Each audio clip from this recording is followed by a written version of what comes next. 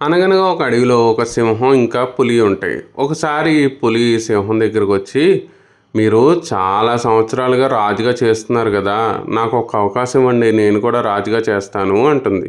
దానికి సింహం సరే అంటుందన్నమాట. ఇవి అలా మాట్లాడుకుంటూ ఉండగా ఈలోపు సడన్గా ఎక్కడి నుంచో వేటగాళ్ళు వస్తారనమాట.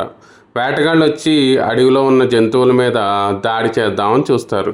అది చూసిన పులి పారిపోండి పారిపోండి వేటగాళ్ళు వచ్చారు అని అరుస్తూ పారిపోతూ ఉంటుంది. సింహం మాత్రం భయపడకుండా వేటగాళ్ళ మీద దాడి చేస్తుందన్నమాట.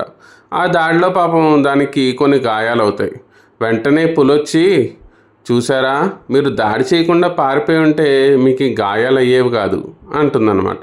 దానికి సింహం, పారిపోవడమా, పారిపోతే ఇంకొక సమస్య రాకుండా ఉంటుందా, లేదంటే ఇదే సమస్య మళ్ళీ రాకుండా ఉంటుందా? సమస్య వచ్చినప్పుడు పారిపోకుండా దాన్ని ఎదుర్కొంటేనే మనలో ఉన్న సత్తా ఏంటో తెలుస్తుంది. అలాగే ఆ సమస్య పరిష్కారం అయ్యే మార్గాలు కూడా కనపడతాయి. అదే పారిపోతే ఇంకో సమస్య రావచ్చు, లేదంటే ఈ సమస్య తీరకపోవచ్చు. అదీకాక రాజు అన్నవాడు ఎప్పుడూ తన ప్రజల శ్రేయస్సు కోరుకోవాలి.